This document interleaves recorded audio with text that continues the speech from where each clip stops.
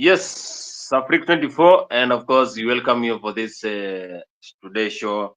Wherever you're following this conversation, we are starting here so that we can give you the most updates in our Kenyan history when it comes to the politics. And I'm not alone here. I'm having Chris Mongare. He has been lost for a long time. He's one of our loyal followers here and patriotic Africa 24 member.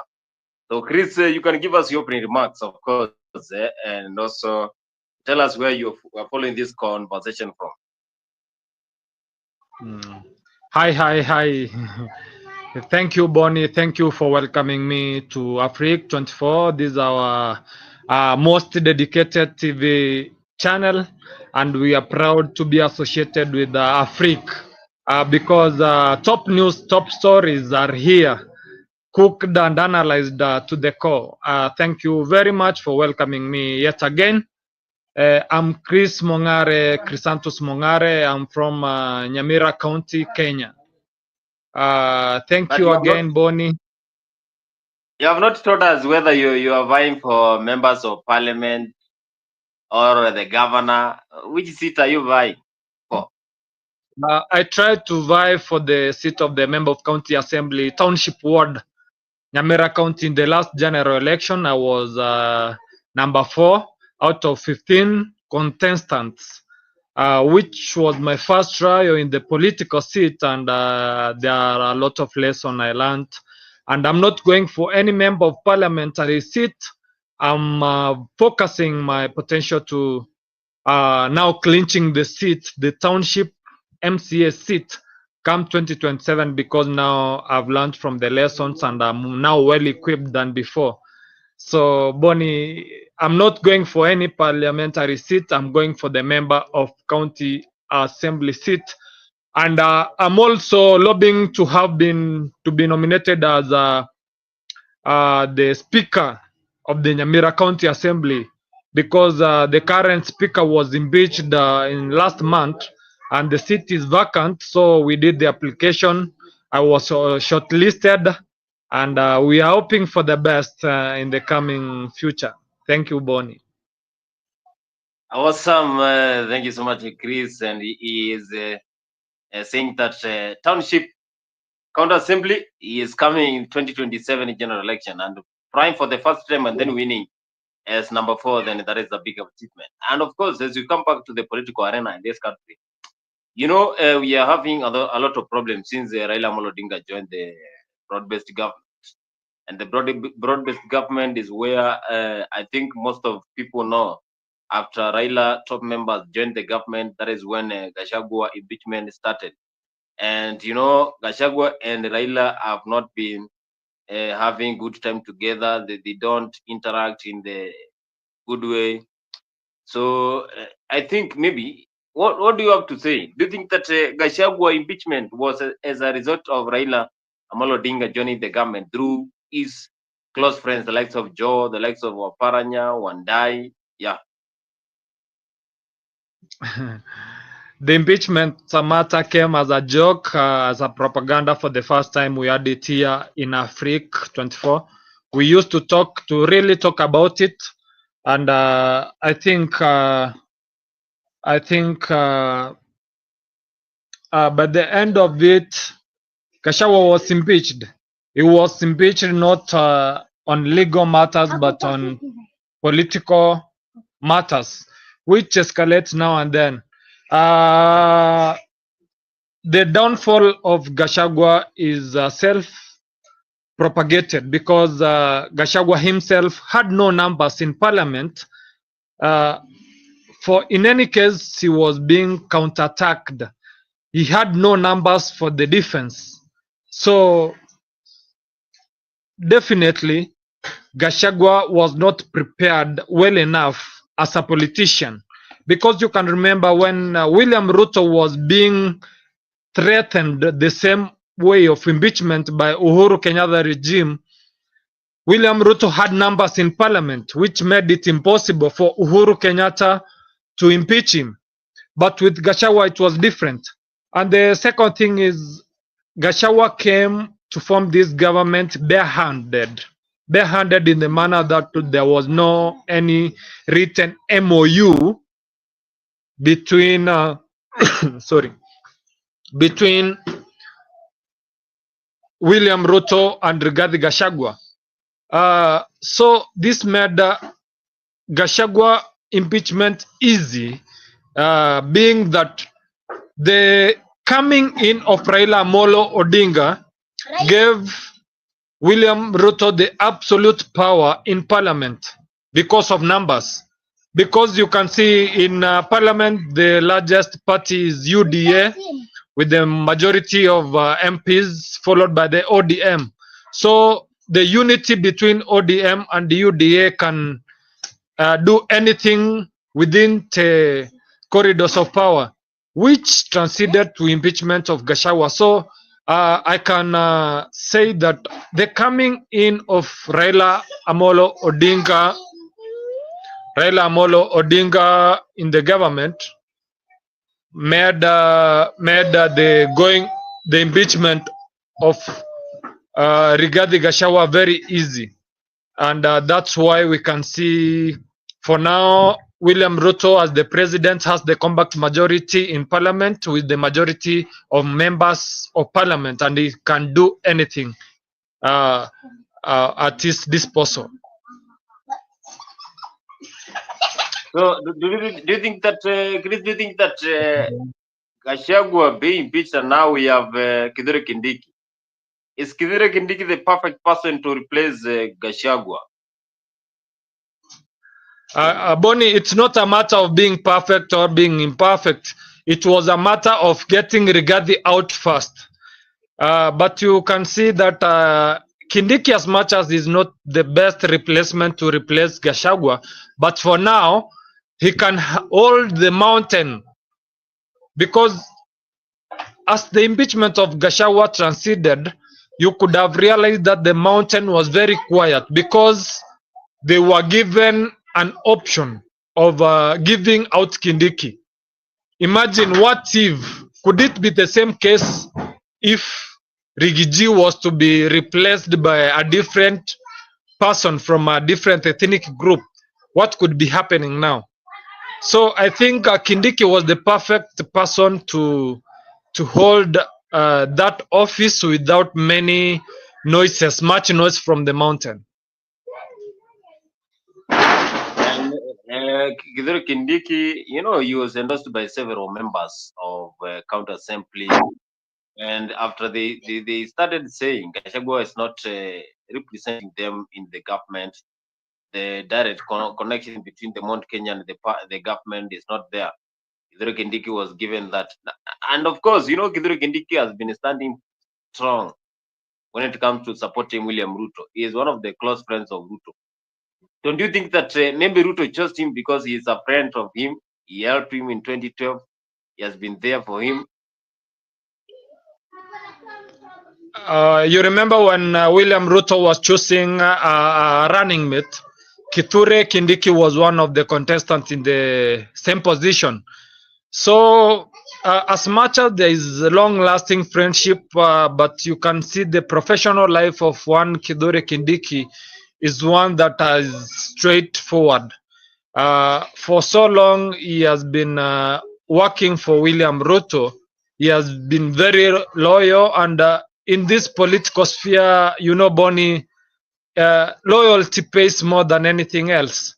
And I think Kithure Kindiki was the perfect person to be chosen by one William Ruto because of one, his loyalty, two, his profession, and three, his ethnic background. made him to be the perfect person to choose as the replacement for one Rigathi Gachagua. So, because he was there during the time when Ruto was choosing the running mate, and does it mean that they used Gachagua? Because Gachagua had numbers, by the way. Because if you chose Gachagua, then you are going to get the votes of Mount Kenya region. So this was a strategy for them to win election, and then they dump Gachagua.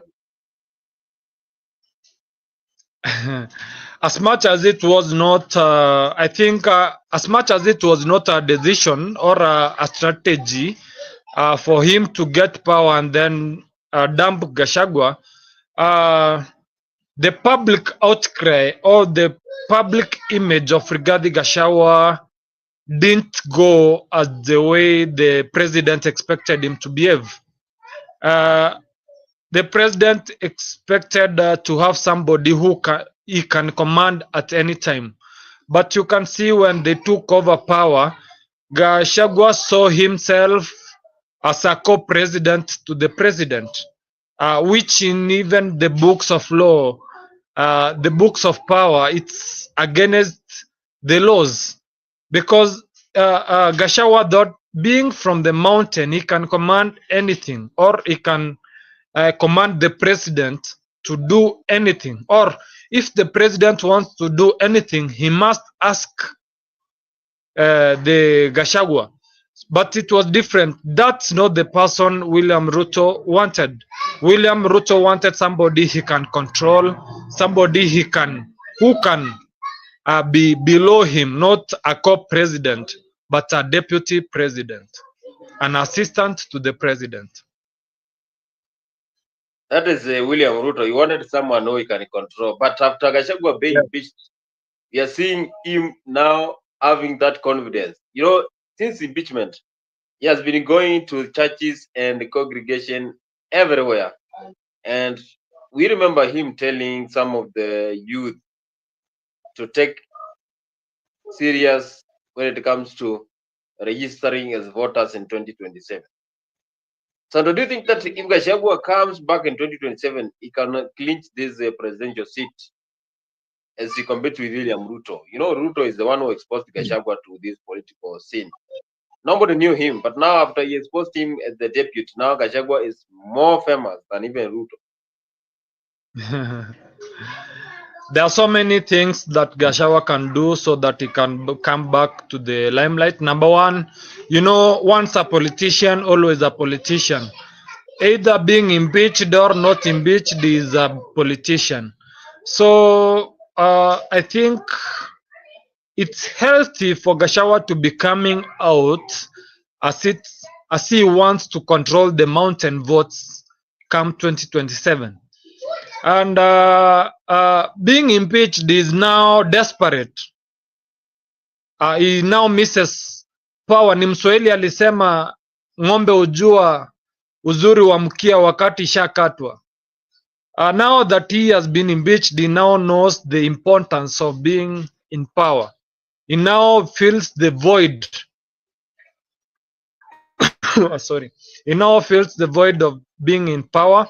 And I think what he's doing now is to trying to consolidate a mountain, trying to take the public sympathy at his fingertips so that he can use it against any political blockage that may align itself come 2027. But there are so many cases pending in court of his impeachment. If in any case the courts will save him and say that this impeachment was illegal, blah, blah, blah, and set him free to vie for any political seat, it will be a positive to him. But in any case, the court will always bind him from holding or vying for any political office in the future. Then he'll have the power to direct the mountain votes to a certain person. I think what he's doing now is trying to consolidate the votes in the mountain and trying to push his agenda forward of countering the William Ruto campaigns in 2027. That is Gachagua, and he has been speaking for a long time. Since he was impeached, but now he is still the Gachagua that we used to know.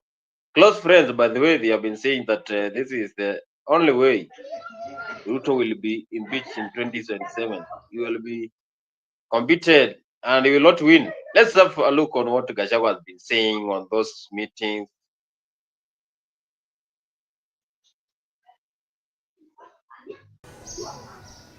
Turohegire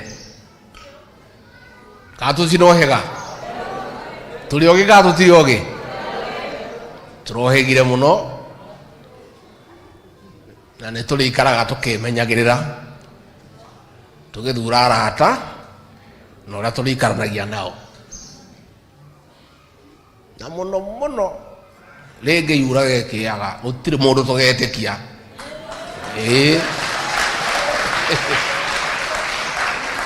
ithuä tå rä tä kagio ngai å rä å rä kä nä tå rekunyire kä atä rä ngä yura gekä aga tå rä tä kagia ngai å rä å rä kä aya angä tå rä ikaranagia nao å rä a maikarä te makå ra maitho tå gakå ra na må no må no twendane na tå iguanä re tha tuona mwe witå wä na biacara yake ä gä thiä thä angä korwo no må må nyitä rä re nä getha ä rå game må kamå nyitä rä ra kei twendane no nä ndä rakena tondå andå aya kawaida aya maihå ire gå kanitha å yå othe nä ega mendanä te tå ronire kä å ndå kä ratå makia atä andå mangä ona mbeca no mendie nginya nyina wao he mundu a senior citizen who came to see me, I will not say her name, she told me, looking at our people, they can even sell their mother if the price is right. Andũ acio othe nĩ mũmoĩ nĩ mũramonire mwandĩke handũ ta kabuku-inĩ karĩa ka iria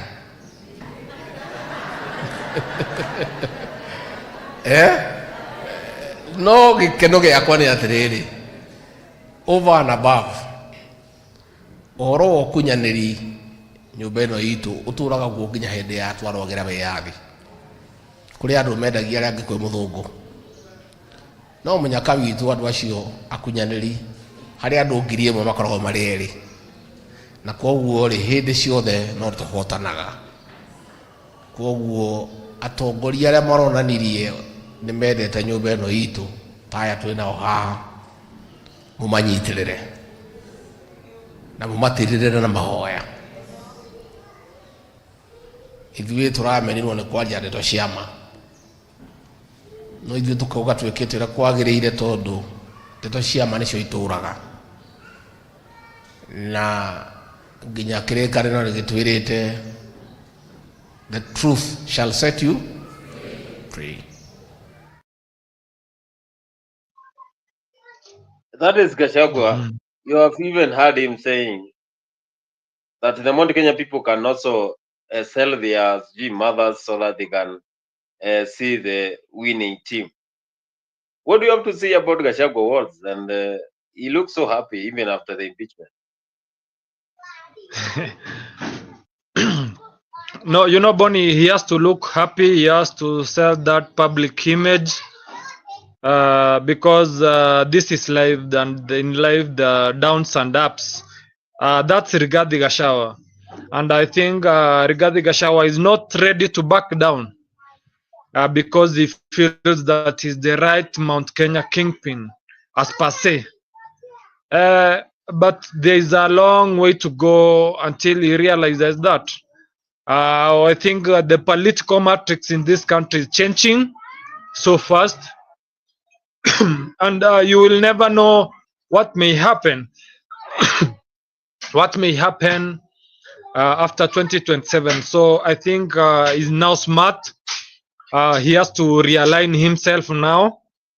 He has to do the right thing so that, because if he can't do it right now, the mountain the mountain will drift for so long time before it sees leadership.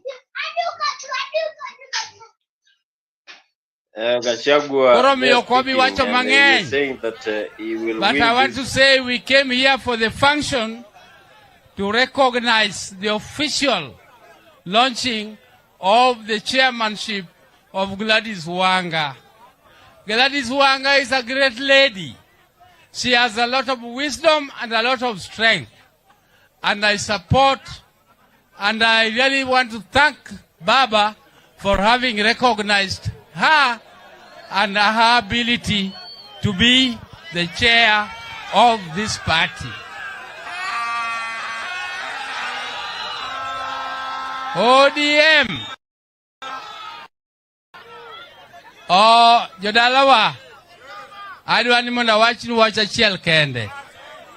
Adwani monda nyisu ni wan kwadhi nyime. Kwadhi nyime. To gima duong' manyaka wamaki mwadongo kende. Iluongo ni chama marwa mar ODM. Kawawe chama mechamo bedo mayom yom. To onge kaka jomoko biro luoro wa kendo jomoko biro chayo wa. Ng'at moro nyocha uneno ka wan jo ODM kanyocha ne wadhi mbele kacha. Nyocha wa impeach ng'ama iluongo ni Gachagua. To wan gima gilaro gi Ruto wan wakia. Wan gima nyocha wa impeach wan nyocha wakwer ni mondo dhi dala nikech owacho ni wan ok wan shareholders. Ni en gi jo share mamage. But we want to tell the Kikuyu community that the Luo community has no problem with you. The problem we have is only with Gachagua because he is talking of shares and he's saying that all the Luos are non-shareholders. And therefore, you give us somebody else to lead, not that man who is discriminatory, who is openly going against the Constitution of Kenya, and who is shamelessly discriminating other people against the Constitution. We know that Gladys Wanga is going to work well, and she is going to help to consolidate our party, and we want our party to be our anchor, to be our insurance, to be our only protector against any invaders. So, apa na wacho numatin go, nikech koth aneno kosedonjo, erokamano uru jo Homa Bay, amor gi chiemo. Aya, we kora miu chief whip mar Senate, Senator Ledama Olekina, Manarok. Ledama Olekina, Senator Manarok. Yada kurwak na Ledama. Rwakru Ledama. DJ, inindo. Ledama na yoni ling. Hey.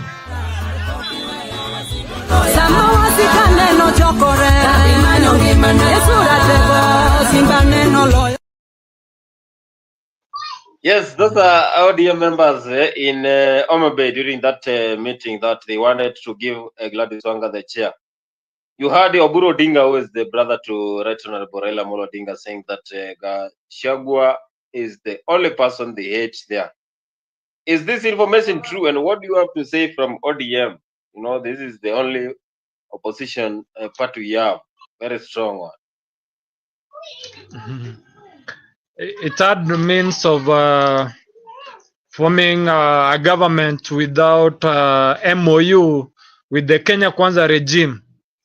And I think they had to push their agendas backdoor so that they can still have to benefit from that political monies that is being distributed to political parties.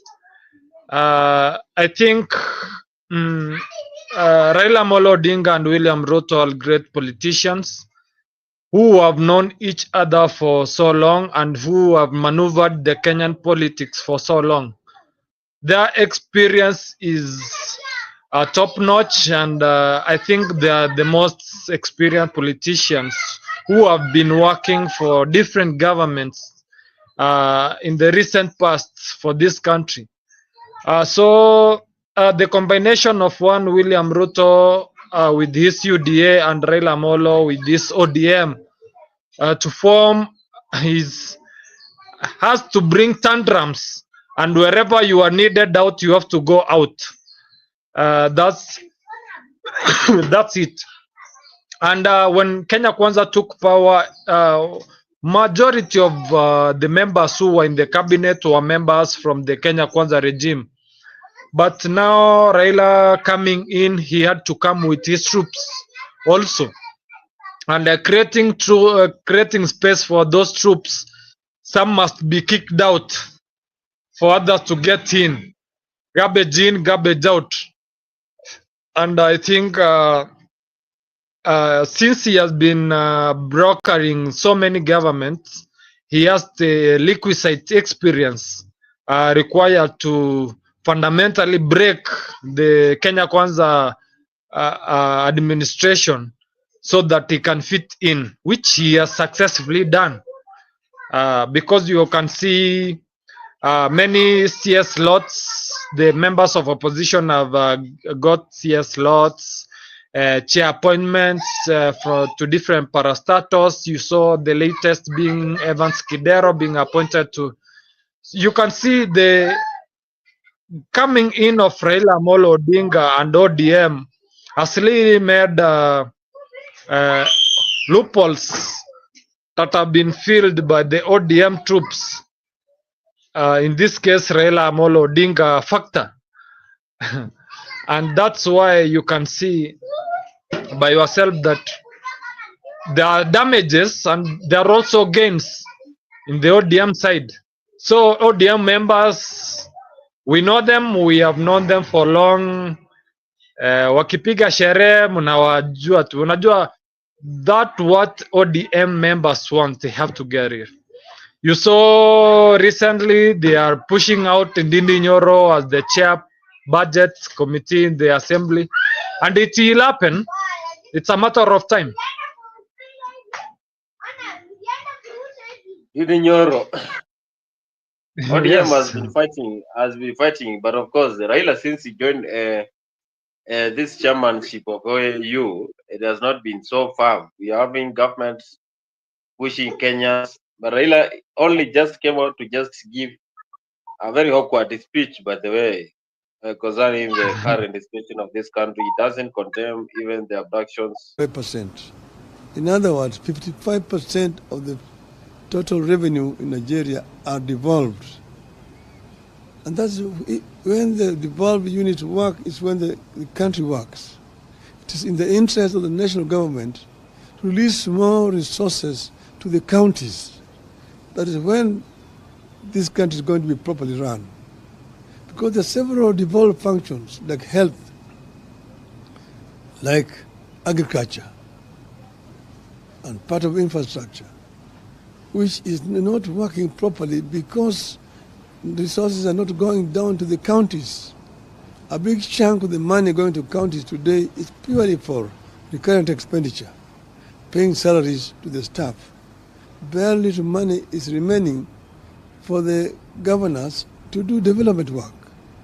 And that's the reason why I find it very unfair that governors are being blamed for lack of development in their counties. And members of parliament should move away from trying to construct roads, from trying to construct health centers, schools and so on. Those are the responsibilities of the county government, not a national parliament. Thank you.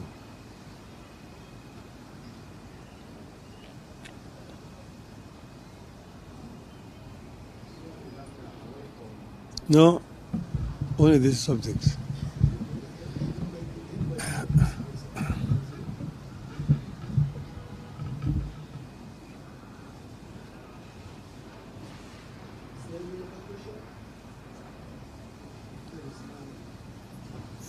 I will do another statement generally, then you can ask general questions. Today is about this issue of revenue share. Okay?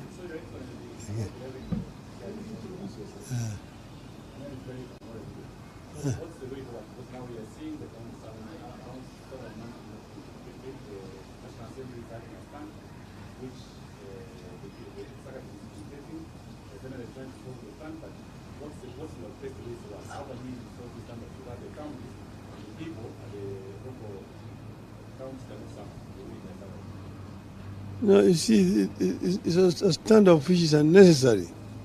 I'm just asked the members of National Assembly to be more patriotic and move away from functions which are not theirs. It is very clear. It's so clear that, I feel very frustrated because I was involved in the drafting of this constitution. And we know exactly how this constitution is supposed to work. But the greed of members of parliament. Members of parliament want to be constructing roads. Members of parliament want to be constructing health centers. They want to be contractors themselves. Who is going to oversight the government? If the oversighter himself is the implementer.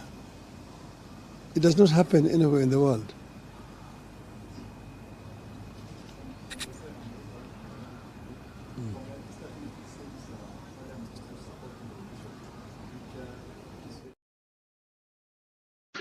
So what is Raila saying there? Yet we are having abductions, we are having government punishing us, we have the SHA, we have high taxes, economy is low, and we are having a lot of things happening here. As senators are saying that the presidential term limit to be increased. What is Raila saying?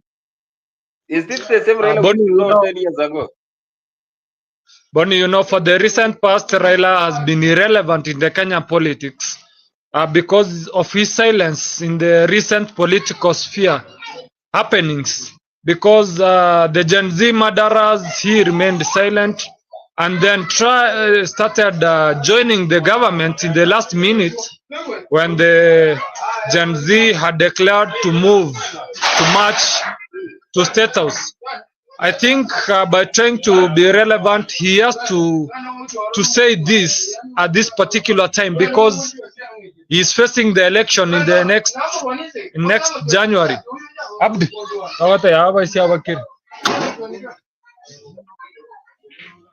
he's trying to be politically relevant. That's why he's trying to condemn the members of parliament for what they are doing. But he has been part and parcel of this regime when they united and started working together. I think by starting to claim that members of parliament are working on many CDF projects, something that has been happening for so long today, is being hypocritical, number one, and is trying to be politically relevant in this Kenyan politics.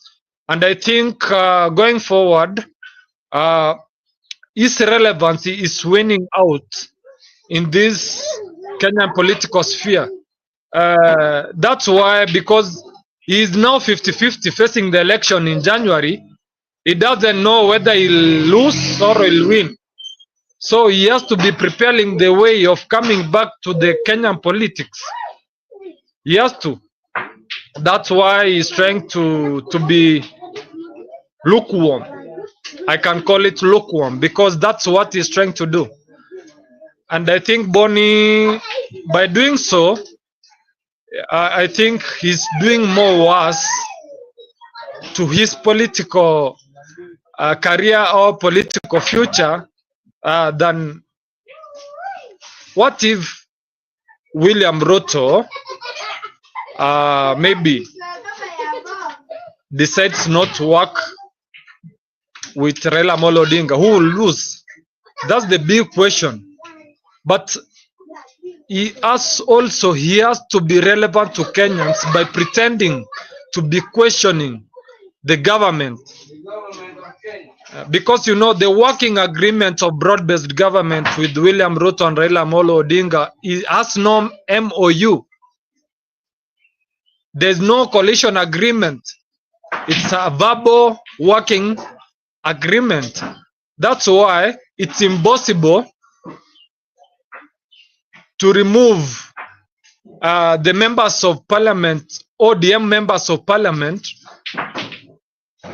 from a minority role in parliament, because there's no MOU within the government and ODM. So by being Raila Amolo Odinga starting talking such things, he's aware that he may lose or win, but his chances of winning are high, of course. But he has to pretend to be oversighting the government while he's seeking for the AU seat. So is Raila going to win this AU seat?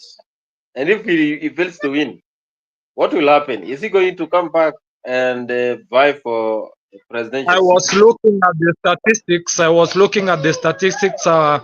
Of the four candidates who are. I was looking at the four candidates who are vying for the seat, and there is in the pollist rankings that were done today, is leading by 52%. Definitely, he may win this seat. That is Raila Amolo Odinga. You know the fight is still there. Who is going to win that ODM leadership after Raila quits? You have seen even the ODM leaders trying to warn each other. The likes of Junet, they are warning each other, warning Baba Wino. Baba Wino said that when Baba leaves, then he's the one to clinch that seat. Who do you think is the person who can be able to take over after Raila joins the AU if he's going to win 2025? I saw Junet in Homa Bay saying that Raila is still the kingpin of the region, and they'll not discuss anything related to who will take over from Baba. And at one occasion, I heard Baba saying that Addis Ababa is not very far from Kenya. It's a one hour air flight. And so I think Baba is not ready to go back to politics, to leave any seat or his role to anybody by now, as it is.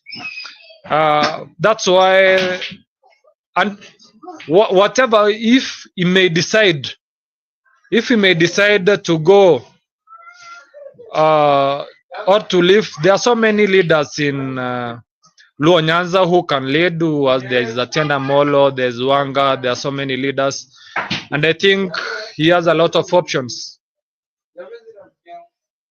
He has a lot of options, but still they are fighting each other. Ulisikia Junet akisema kwamba watafinya mtu yeyote ambaye anataka kuchukua hiyo kiti.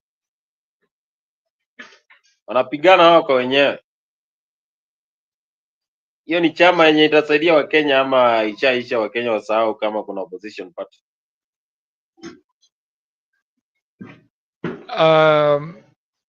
There are a lot of things to be discussed, Bonnie, and the Luo Nyanza politics is tricky. Raila being alive. So he may come back to politics once he loses the UC seat, and he may do many other things. But for now, we can't tell. We can't tell for now. So that is Chris Mugari saying that we cannot tell for now what will happen in 20. But the former president said this. Viongozi pia muheshimu wananchi na watarudisha hiyo heshima.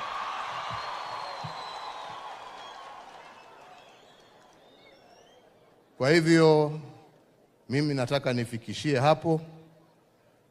My friend, my Lord Bishop, unajua sasa hata kama wanakukaribisha hapa, mimi nimepoteza rafiki. Siwezi kuwa na mtu nitakuwa tukicheka na yeye. Sasa namuogopa kwa sababu najua amepandishwa cheo. Anaweza kufunga maombi huko juu. So mimi nitakuwa namuangalia sasa kutoka kwa mbali, kwa sababu sasa amekuwa mdosi. Lakini nataka nikuhakikishie, ukisha settle down, anytime unaweza utualike, tuje tuungane na wewe na wenzetu wa Embu, tujenge kanisa la Mungu. Sisi tuko tayari, na tutaendelea kushirikiana na kuhakikishia mimi sitaleta siasa kwa kanisa. Mimi nitakuja mchango tu ama yale mengine utakuwa unaniitia. Kwa hivyo anytime, always feel free kutukaribisha na sisi tu. That is former President of the Republic of Kenya, that is Uhuru Kenyatta. And Uhuru Kenyatta was speaking during that congregation that happened in Embu, where several people were attending that, even the President, Deputy President Gachagua, and also Rigathi Gachagua. But they said that Gachagua was treated in the wrong way. He was never given a mic to speak. And he was there. We saw even he was walking in front of people in a muddy pathway. So Kenyans were asking, why do they treat someone like this? And he was our top politician. They used to go together. They used to campaign together. Why would this happen? And does it mean that they never knew that they are going to meet and discuss all those things in Embu? William Ruto is the President of the Republic of Kenya, and he was speaking during that meeting that happened in Embu. Mwaka ujao nitakuwa hapa. Mambo yenu ya maji, mambo yenu ya barabara, mambo yenu ya stima, masomo ya watoto wetu, niko na mambo hiyo yote na tutakuja tuseme wakati huo. Nataka tu nimwambie kiongozi wetu aliyestaafu Rais Uhuru Kenyatta, ile kazi uliniwachia mimi nang'ang'ana nayo mbaya sana, kusukuma na pale kwa CBC tulianza mambo ya elimu mpya, mfumo mpya 2017. Nataka niseme kufikia sasa, next year tunaenda grade 9 na tayari tumenunua vitabu ya watoto wetu wa grade 9 1-to-1. Wabunge hawa wanajenga madarasa 5,000. Serikali kuu inajenga madarasa 11,000. Tayari tumeajiri walimu mpya wa JSS 46,000. Na tena mwaka huu, mwisho wa mwaka huu, this December, saa hizi tunaajiri walimu wengine 20,000 ambao watatusaidia kusomesha watoto wetu tukisonga mbele. My friend, the fourth president, uliniwachia ile kazi ya affordable housing. Mimi sasa nasukumana na hiyo affordable housing. Hata hapa Embu tayari iko 80% ambayo tumefanya. Tunajenga nyumba 1,160 tayari, inaendelea sehemu tofauti tofauti katika taifa letu la Kenya. Na hiyo kazi nasukuma kwa sababu ndio itaweza kutupatia nafasi ya ajira na iweze kutusaidia kupeleka taifa letu la Kenya mbele. Vile vile katika mambo ya matibabu, jana tumezungumza mambo ya matibabu ya universal health coverage. Hata mimi nikitoka hapa saa hizi, mimi nitapitia kwa hospitali hapa Embu, kwa sababu nataka nihakikishe ya kwamba vile tulikubaliana na hao wananchi, mambo ya matibabu isiwe starehe ya watu wadosi, iwe ni haki ya kila mwananchi wa taifa letu la Kenya. Na hiyo kazi nitahakikisha, kwa sababu tulianzisha pale ikawa na matatizo, lakini mimi nataka niwahakikishie wa Kenya na niwahakikishie wa maaskofu wetu, vile wametusahihisha kwamba kuna makosa hapa na pale, hiyo makosa tutarekebisha, kwa sababu universal health coverage is a must do, because indeed it will make the difference and make sure no citizen is left behind. Kwa hivyo watu wa Embu, vile mumesikia askofu wetu amesema na vile viongozi wengine wamesema, tutashirikiana kwa pamoja, tuungane, tuweke umoja na tupange vile nchi yetu ya Kenya itasonga mbele. Kwa hivyo nataka niwachie hapo kwa leo na niwaambie nitarudi tena ndio tuongee yale tumepanga tukienda mbele kwa pamoja. Asanteni sana. Mwenyezi That is the President of the Republic of Kenya, William Samoei Ruto, and he's saying that he is trying the job that the former President Uhuru Kenyatta left to him is still very tough. So he's trying so that he can control the situation in this country. But of course, Kenyans have been asking, why do we have this kind of happenings any now and then?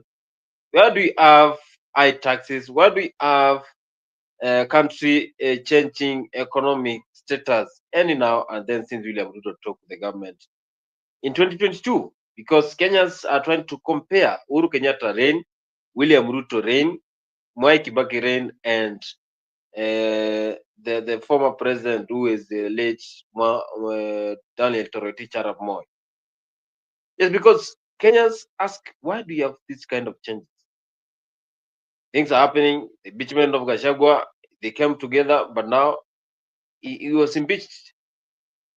Rigathi Gachagua is the current deputy president. Is the deputy president of the Republic of Kenya now after Gachagua is impeached. He was in the meeting, and this is what Kindiki had to say. Mwaka ujao nitakuwa hapa, mambo yenu ya maji, mambo yenu ya barabara, mambo yenu ya stima, masomo ya watoto wetu.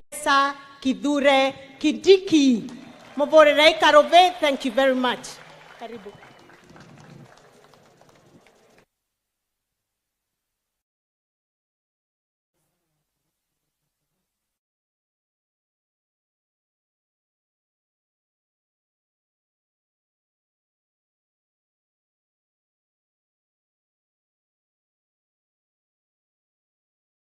Yeye alikuwa chairman wa Nzoia Sugar Company.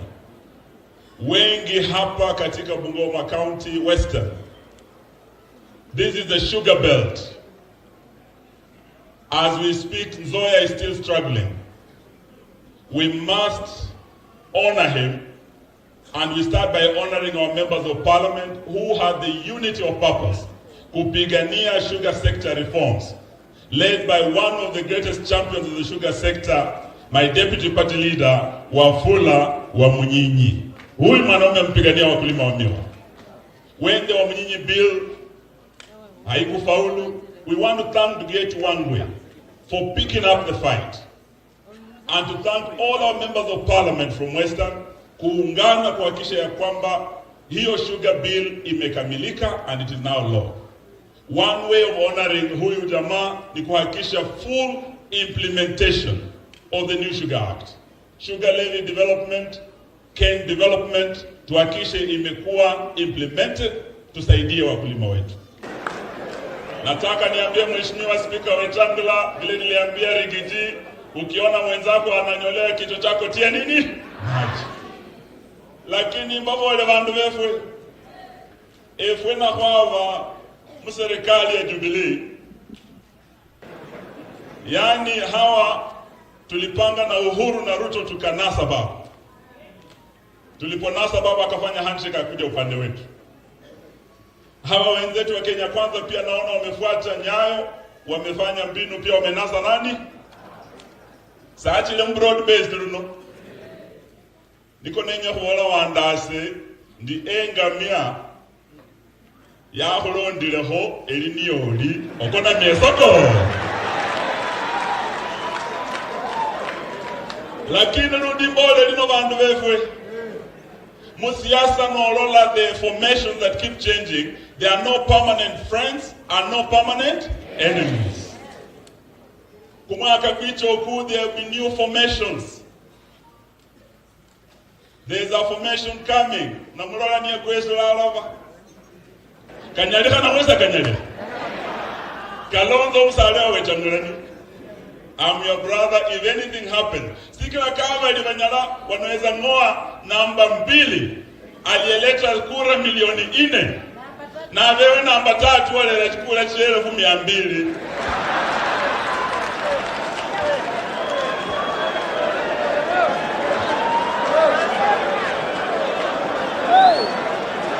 Kanyalika na mwesa kanyalika. Inawezekana haiwezekani. Wandu befu nenya linombole. Sikila ndingo wahocha wasi. There are no permanent enemies and no permanent friends. There are only permanent interests. Na sira hocha wasi mbabo wele wadu ya wandu weki milu wandu bungomu. Interest yo umurua se interest yo umuru yata. Interest yo umunyolo se interest yo umuru yata. Ese nebonele wasi yefu inga wamulangile mu broadband. That is DAP leader Eugene Wamalwa when he was speaking in that meeting. And really you can tell that there is no permanent enemies, that there is no permanent friends. Because he's also saying they brought together Uhuru Kenyatta and Raila Amolo Odinga. Now William Ruto, he tried his best so that he can bring Raila so that the country can relax. And of course, the opposition, they have been trying, been pushing this government so that it can deliver the manifesto that it gave to Kenyans. But still Kenyans are questioning, why are we still struggling? And the Asula nation, during the campaign 2021-2022, they were saying that they are going to make Kenya a great nation. They are going to make Kenya move ahead. So DAP leader is saying that they tried to bring Raila together so that the country can relax. After we had the Gen Z protests that were happening in this country, and Raila is the one who calmed down the Gen Z. And after the finance bill that was being proposed in the parliament was passed, but William Ruto decided to bring it down, and also he dissolved the entire cabinet that he had, the likes of Babu Namwamba, you know, a lot of SES, the likes of Nakumicha, they were there. But still, as you can see, the William Ruto, he has tried to calm down the country, but still the fight is still on. The fight is still on, like Kenyans are still asking, why is always time Raila wins and he becomes selfish? Because he is the one who calmed down the Gen Z protest by appointing those top leaders in Azimio, the likes of Joe Oparanya, Wandai, to join. And after they joined, you see, now they are obeying what William Ruto is saying. You know, in Kenya, every now and then, you have to know that politics is a mind game. Because if Joe even declared himself that he never believed that one day he will talk positive things against William Ruto. There is that clip that he was saying that he doesn't believe that one day he can talk positive things towards William Samoei Ruto. And Chris, of course, we are glad you're back.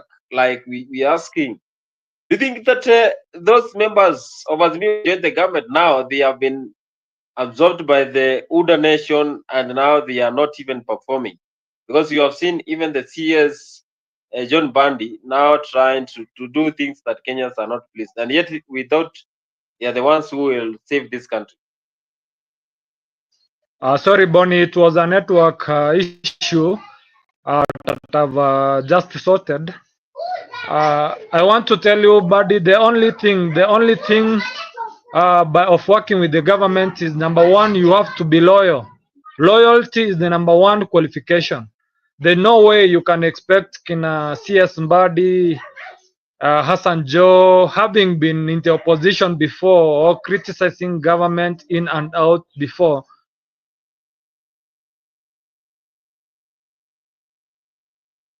government. And that's loyalty. They must pledge loyalty to the president, William Ruto. That's why you can see now Mbadi, he can sing all the national anthem with the government. All his proposals are in line with the government's priority and policies. So there's no way you can expect somebody to be working government and yet criticize the same government he is in. The only person who tried to do that is William Ruto while he was deputy president. And President Uhuru Kenyatta forced him to resign so that he can criticize the government from outside. So with the kind of Mbadi and Joe working with the government, pushing government policies, they have no option. They have to do it. Bonnie. They have no option. They have to do it. That is Chris saying they have no option. They have to do it by all the means. And the churches must be allowed to regulate themselves. Sisi wengine wote tukuja kanisani, praise and worship, tusikize sermon, tutoe sadaka, turudi nyumbani. Hiyo ndio kazi yetu. Ukiwa chief, ukiwa police, wewe kuja sikiza. Kama iko praise and worship, if you can sing, kuja uimbe. Ukimaliza utoe sadaka uende nyumbani. Si iko namna hiyo? That is the way it must be. Tafadhali tusiende hiyo barabara. Hiyo ni barabara ya kupotea, ya kujibisana na kanisa, kuingilia kanisa, kutaka kujua ati sermon itakuwa juu ya nini. These men of God, they know, they read the Bible, they only interpret the Bible every Sunday differently. Vile Mungu amewaonesha. Na tukifanya namna hiyo itakuwa sawa sawa. So, mimi sina maneno mengi, yangu tu ni kusema asante sana. I want to thank the people of Kajiado North kwa maombi yenu. Umeniombea sana. Na mimi sina stress, mimi nimerelax vizuri sana. Si ndio? Hasa hakuna mtu analaumu kwa ile shida iko Kenya. Wengine walaumiwe wajibu. Mimi ni mtu sasa ya kuangalia. Hata Uhuru Kenyatta, president wetu, jana alisema yeye anaangalia TV, anasikiza radio. Hata mimi naangalia TV, nasikiza radio. Wacha wale wanaendesha wafanye nini? Lakini waheshimu viongozi wetu wa kidini. Let us see and wait and see how things are going. Kama Rigathi Gachagua ndio alikuwa shida, ndio mlikuwa mnaweka ushuru ikuwe juu, mpunguze sasa vile ametoka. Si iko namna hiyo? Yes. Hizi barabara zote zimesimama, kama Edi alikuwa amesimamisha, simumalize. Si ndio? These things, you know Kenyans are very intelligent people. Kenyans are very intelligent people. And I think a lot of people are taking Kenyans for granted. These Kenyans know everything. Kwetu wanasema madoma amebasha. Neguo. Nimona madoma amebasha. Kule ndo mtoi. Na ndio mimi nilisema kama kiongozi. Siku tumesumbuliwa, watu wetu karibu na kasirika, naambia hapana. Wafuasi wengi wangu are business people, ni watu ya biashara, ni watu ya kutafuta mali, ni watu ya kujenga. Mimi siwezi kubali kuambia watu haribu mali, kwa sababu wafuasi yangu ndio wenye kutafuta mali, ndio wenye kuchunga mali. Mimi nitakuwa mjinga. I'll be a very stupid leader to ask my supporters to destroy property which is theirs. Nilisema tu watu wanyamaze. Mukire ki na mutikarie. But if you feel you have to express yourself in song and dance. Kati huo. Ukigwa no wahi ukirwo ri. Uguthie kirwimbo. Neugo. Hawa viongozi huyu Gogoyo kuja hapa na senator. I want to talk because ndio nimalize.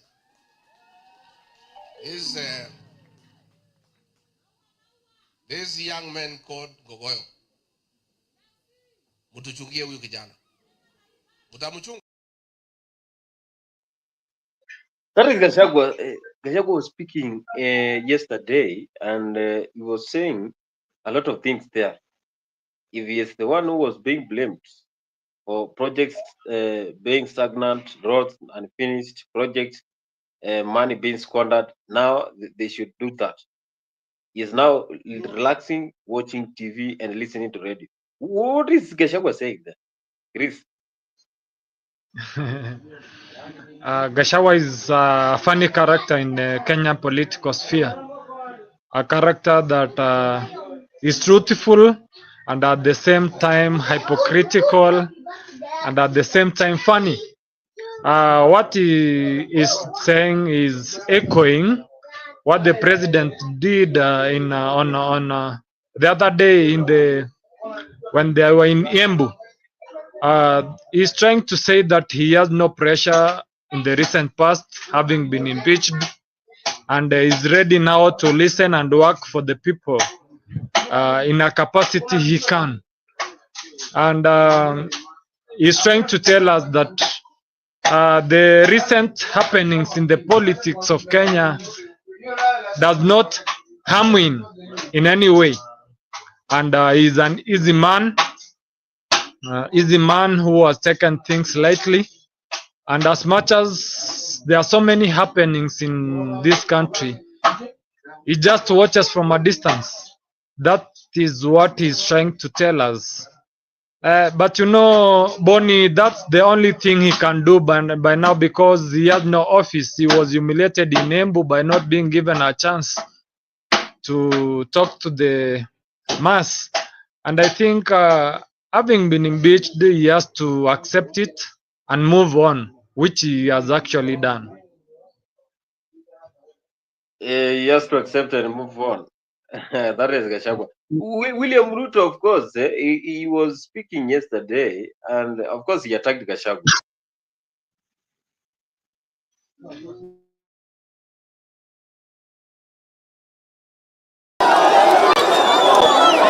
Haya, Nairobi hamjambo, Soweto hamjambo, Kanairo mambo. Hebu tusalimiane hewani nione watu wa Kanairo. Basi, asante. Na Father Mburugu hapa na watu wa hapa, nyinyi mmetukaribisha, tunasema asante sana. Acha niseme mambo mawili ama matatu. Kwanza, hii wiki ya kujenga mabarabara zile ndogo ndogo za Nairobi County, hii ya Masimba hii mpaka kule Soweto, hiyo barabara bani, nimeona hiyo barabara ile Northern Collector Tunnel ambayo ilikuwa ili maji ifike mpaka hapa kwa airport na ipitia hapa kwa Lower Savannah. Ndio hiyo maneno ya maji tayari. Bwana sifiwe. Leo ni kuja. Sawa sawa. Na hiyo road ya 17. Niko na swali kwenu, mtanisaidia kujibu? Mimi nauliza nyinyi. Kuna wale wanataka kuturudisha katika siasa ya migawanyiko na siasa ya ukabila na siasa ya chuki. Mimi nawauliza Nairobi, jameni, nataka niwaombe kwa heshima. Sisi wote ni ndugu moja, wa taifa moja, na Mungu mmoja, na nchi moja. Munasema tuungane ama tutengane? Nairobi, munasema tuungane ama tutengane jameni? Wale wanasema tuungane nione kwa mkono, wale wanasema tuungane. Na ndio mimi, sawa sawa, mimi nimesema tutafanya kazi na viongozi wote, wale waliotupigia kura, wale hawakutupigia kura, wale wa Kenya Kwanza, wale wa Azimio. Sisi wote ni ndugu moja. Siasa imeisha. Sasa ni wakati wa sisi viongozi kuungana, tuweze kutekeleza mambo ambayo yatabadilisha maisha ya Wakenya. Tuzalishe chakula, tuondoe njaa. Tusomeshe watoto wetu, tuondoe ujinga. Tuhakikisha kwamba tunapanga mambo ya matibabu, tuondoe matatizo kwa wananchi. Na tuhakikisha kwamba tunapanua nafasi za kazi, vijana hawa wajisimamie na wachangie katika kupeleka taifa letu la Kenya mbele. Na ndio mimi nataka niwahakikishie, we are going to work together with all the leaders who want the best for our nation. so that we can grow our agriculture and provide food security. We can create additional jobs for these many young people in our nation, and we can make sure that we fight corruption so that the resources of Kenya can be used for the intended purpose, and every citizen get value for the resources that they contribute as taxes. Kwa hivyo ndugu zangu watu wa Nairobi, mimi nataka niseme asante sana. Mimi nataka niwashukuru na niwaambie tuko pamoja. William Ruto there responded to Gachagua impeachment indirectly. So Gachagua was the only person who divided Kenyans.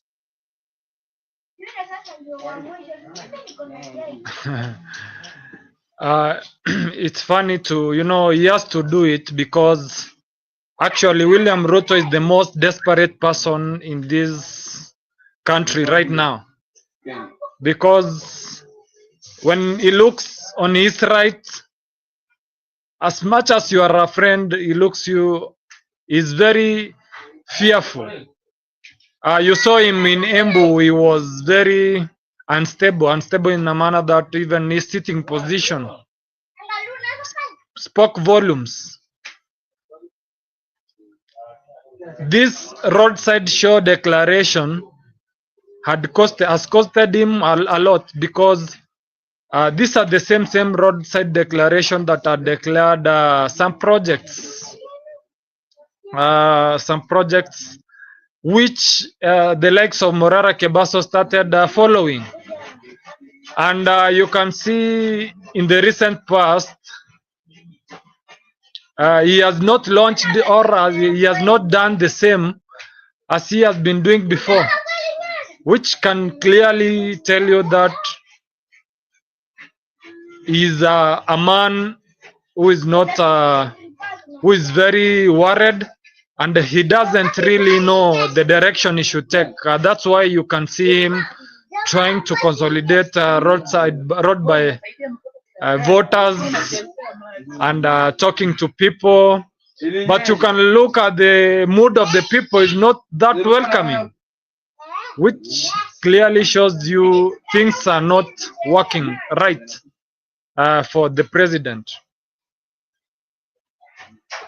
Things are not working right for the president, and of course, Gachagua followers, they have been speaking and they want Gachagua to be respected. The likes of Kilio Malala, he has been there. Kilio, of course, he said Gachagua is the only person that he respects. Imekuwa ngumu. Sasa wachana na Rigathi, wewe saidia Wakenya. Imekuwa ngumu. Sasa wachana na Rigathi, wewe saidia Wakenya. Sisi sasa tuko nyumbani. Si mimi niko hapa Funyula leo. Nitakula ugali hapa na sukuma. Rigathi yako Madira, si ndio? Sasa tuache story ya kulaumiana sasa. Tunataka sasa tuone kazi. Nimeona wamekuwa kule Kuisero, wanasema ile pesa tulitenga ya Western Region bado wanatenga mwaka wa 3. Kazi yetu itakuwa kuwakumbusha ukweli. Tukiamuka asubuhi tunakuambia ukweli. Sasa hatuna kazi. Wacha tukue tunakuambianga ukweli mpaka ile siku utasikia ukweli. Sasa hata mkisikia kuna kanisa nyingine yote hapa inataka mtu wa kuongea kama mimi wa kusema ukweli, mnanialika tena hapa. Hata mkitaka sasa nilete Rigathi Gachagua tena hapa. Mnataka nilete Rigathi Gachagua hapa? Kata tembea hii Kenya. Kazi yetu tu asubuhi ukisikia radio nasikia Malala anasema ukweli huko, Rigathi anasema ukweli huko. Mkitaka mtushike. Kama ni kazi mmechukua yetu. Sasa ile kitu mmebaki nayo ni maisha yetu. Na hiyo ni Mungu anapeana. Hiyo hamwezi gusa. Anasema nini huyo kijana? What Malala is clearly stating is pledging his allegiance to the former impeached deputy president Rigiji. And Malala having been impeached before the deputy president, they are in the same shoe. So the feeling is the same. And they have to share the same feelings together. They have to accompany. He has to pledge allegiance to the deputy president because it's the stand towards the deputy president that got him impeached. Actually, Malala was one of the people who were taken in an indoor meeting and told they were given the assignment to impeach the deputy president. But being a gentleman he has been, he stood and said that can't happen. And the only thing was to send him home first. So I feel for Malala and many other pro-Gachagua allies, but I think it's because they are in the same shoe and they have the same problems, and they have to come together and decide which way forward. Gachagua followers, they are suffering. They are really suffering. They don't have anything to do. But Cleophas Malala, he was the Senate. I think he was the Senate. But when he was given those powers, then as the UDA SG, I think he resigned. So no, Malala died for governorship in Kakamega and lost to one Ferdinand Barasa. And yes, so since he was a loyalist to then the UDA party was awarded with the CS without portfolio, the Secretary General of the UDA. Now he's crying. He don't have anything to say. He's saying that he doesn't have a job. Maybe he can go back to the teaching profession. Since he is an English literature teacher, he will do well there. Because politics in country Kenya, they are not for the faint-hearted. Yeah, especially after impeachment, you lose public trust.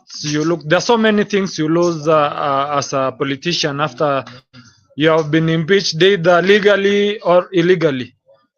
And for him, maybe he can reassemble himself with the Western Kenya troops, with the likes of Natembeya, who is now the kingpin and of the western part of the region.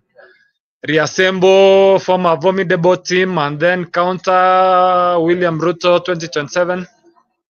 Or go back to class, as you said, which is also a better option. You may not know. You have mentioned about Natembeya, by the way, and Natembeya he is always fighting the Mulembe nations, the likes of Wetangula and Musalia Mudavadi. He's saying that these guys have been there for almost 40 years, but they have not helped the Western region.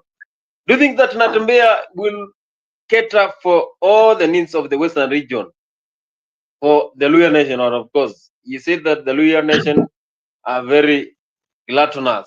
They don't work for the people, but they are selfish.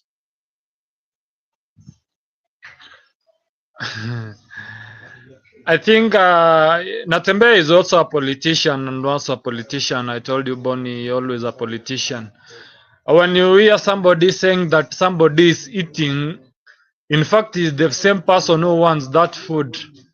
So Natembeya saying that Kina Musalia are eating, which is okay and true, by the way, but he's also in power. He's the governor. Trans Nzoia is also eating, and there are those who he has opponents who say that Natembeya is doing nothing, is eating. So that's politics. Politics is all about eating and blaming the other. So Natembeya trying to blame the Musalia and Weta likes. He's trying to bring attention to the Mulembe nation and to victimize himself so that he can consolidate the votes of the Mulembe nation, so that he can have a bargaining power in the next government of 2027. What he's trying to do is consolidate his team, his troops.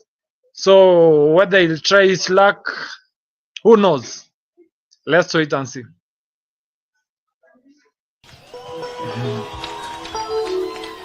Bwana asifiwe. Wanjiko Mohea kutoka Nyandarua County kule Kipipiri, na ninamjua mzee Kahurai. Asante. Thank you very much. Kuna mama senior. God is good and all the time. Nisalimie tafadhali My name is Jane Kihara, mbunge wa Naivasha. I am happy to be here, and especially nikiona my primary school teacher, Reverend Jesse Kamau.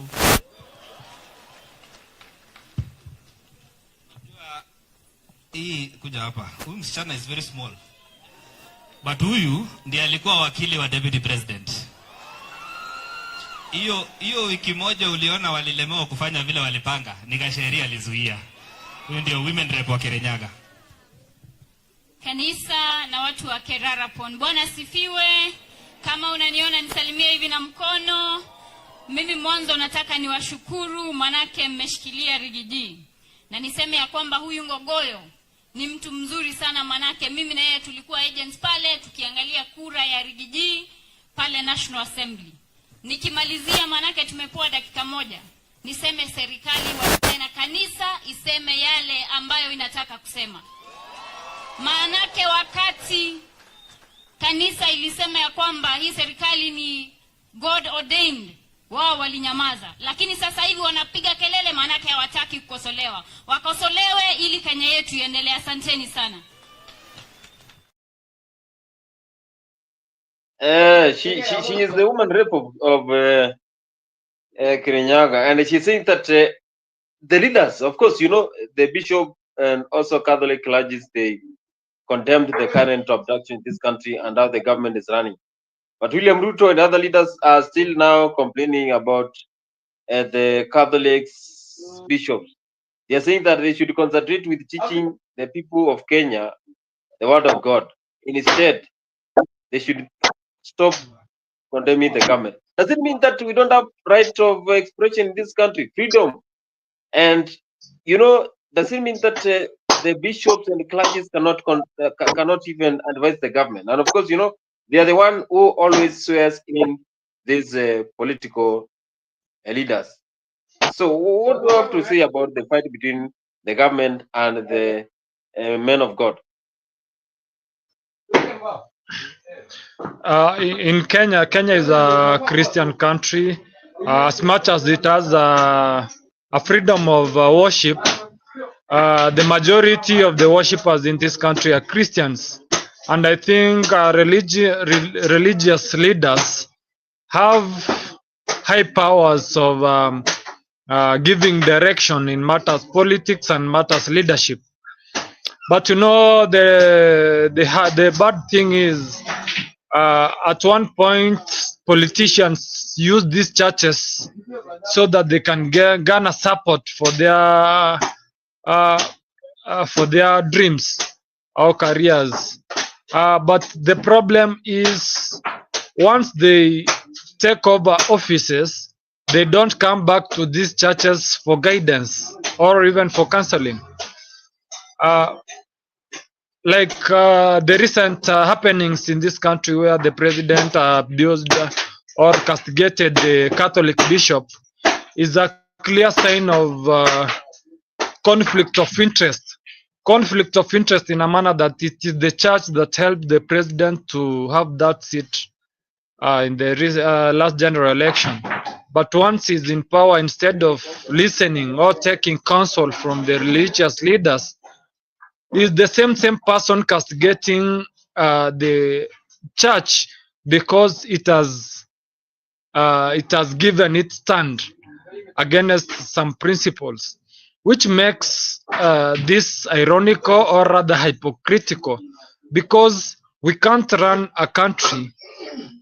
When it is necessary, we go to church, but when it is on our side, when the shoe is on the other feet, it becomes bad, in quotes, that is. I want to tell you, Bonnie, that it has been hypocritical for some while, and the church has been used by politicians for reasons which it should not be part of.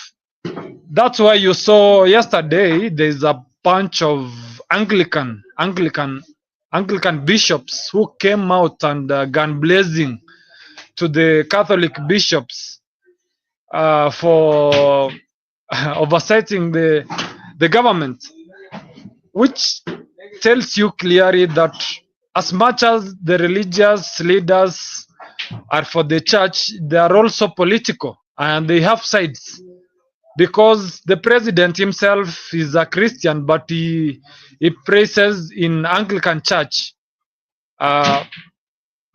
So the bishop for Anglicans had to come out to protect their own from the bishops, from the Catholic bishops.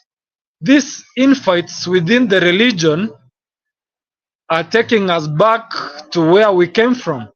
In fact, they are diminishing the freedom of worship and telling us that even if you worship in a certain religion, you have to have a certain political side, which is not a good example, especially to the people who should be governed by the church, which should be neutral and castigate what is wrong and give direction to what should be right.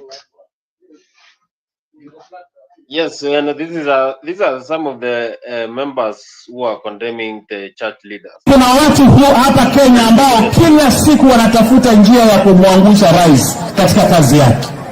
Lakini nataka niwaambie wa Kenya, rais akianguka ni Kenya imeanguka. Ukimwombea rais aanguke, Kenya itafanya nini? Itaanguka.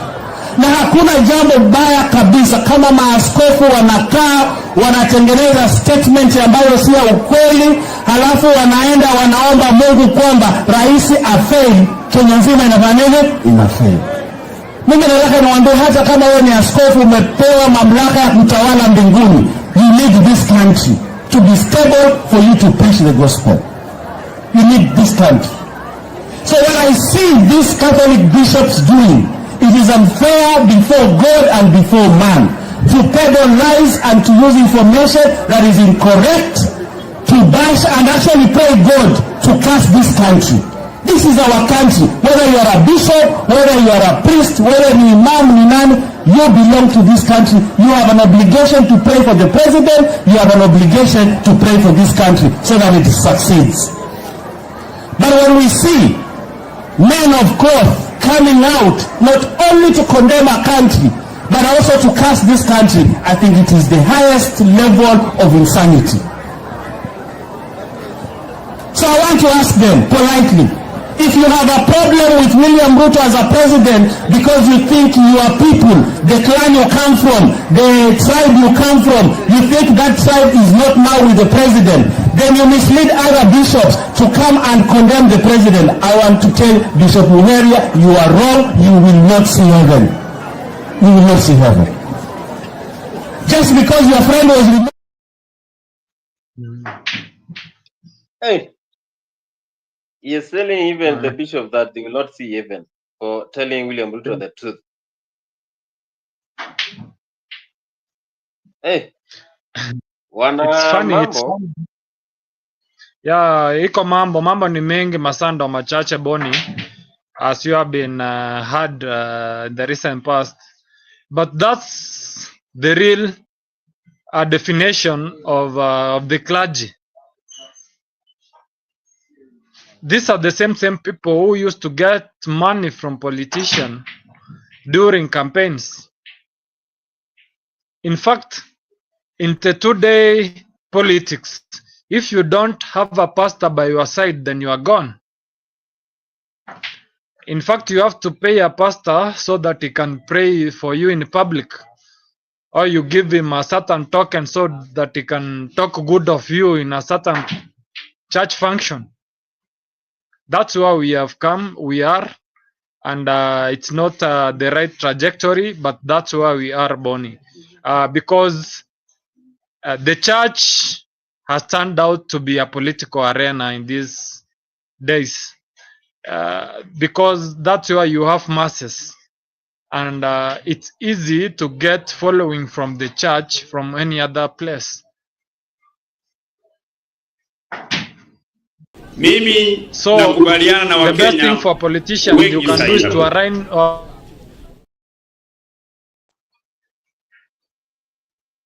the best thing you can do as a politician is to align yourself to a church that has numbers and the church which can vote for you in. That's why we are as a country. The politicians are now moving to church. I think God will not allow this, because in church, that is where you go to get prayers, you get the skills to also handle this life.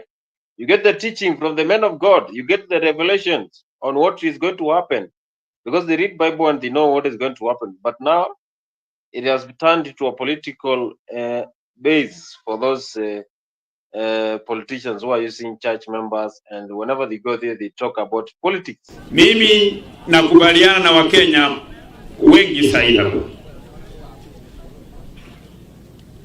Sisi tulibadilisha sheria, tukatoa NHIF, tukaweka SHA na SHIF. Na hii SHA na SHIF, mimi nikisimama hapa kama mjumbe ya Kimilili, watu wakienda kutibiwa kwa mahospitali wanahangaika sana, wanasumbuliwa, wengine hawajakuwa captured kwa system, wengine wakikuwa discharged inachukuliwa muda mrefu ndio waambie kwamba wamelipiwa pesa yao waende nyumbani. Mimi ningependa kusema hivi, kuna wale wafanyikazi ambao tulipatia serikali pesa ya kuajiri ili wahakikishe ya kwamba tunakuwa na smooth migration from NHIF to SHIF na wananchi wote wasiumie.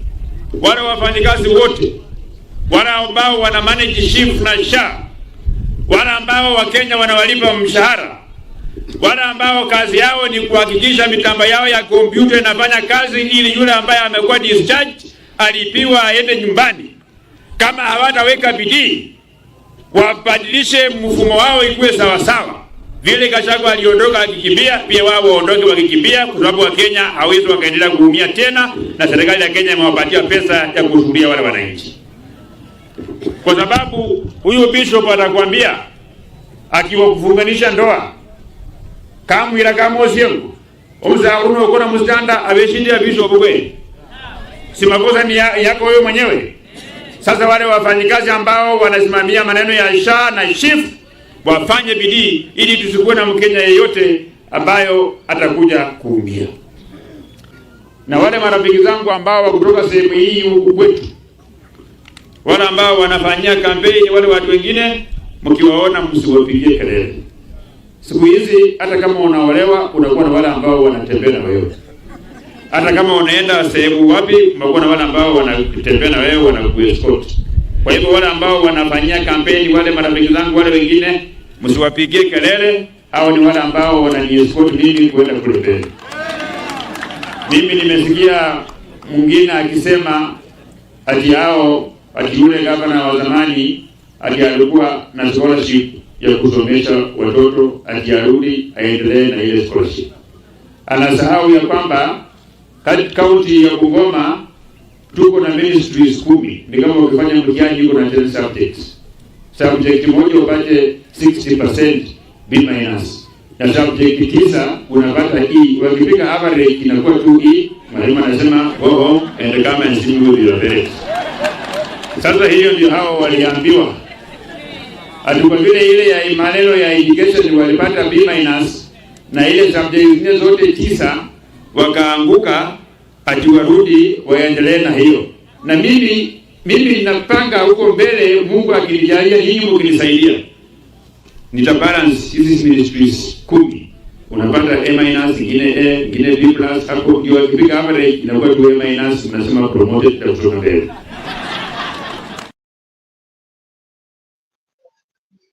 That is Dismas Baraza, and he's saying that he is sort of talking about the politicians attacking the church members, and also I know he's talking about Cleophas Malala, who is supporting Gachagua.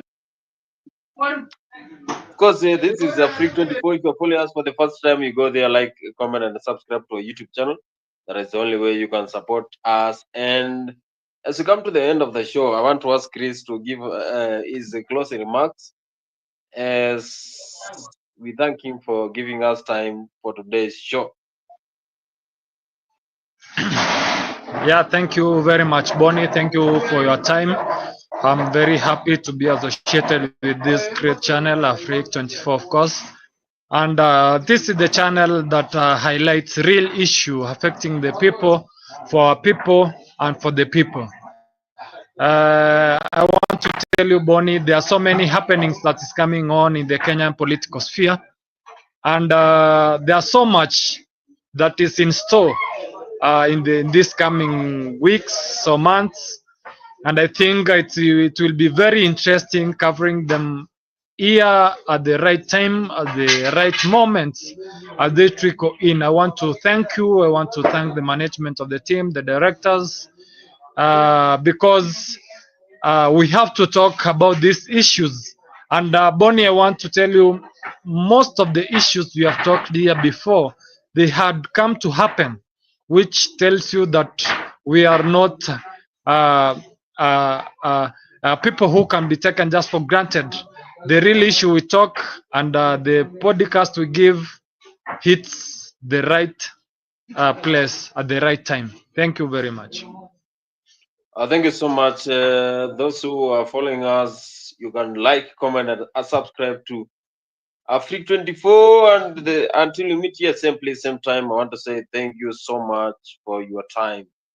And continue always following Freak 24 wherever you are.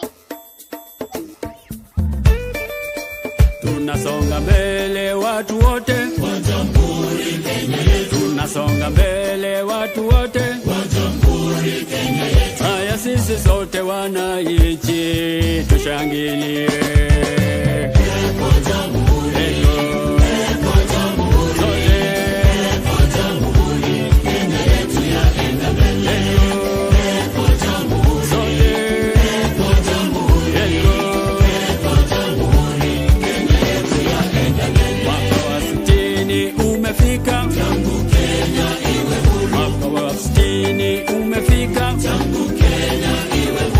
Sisi sote wananchi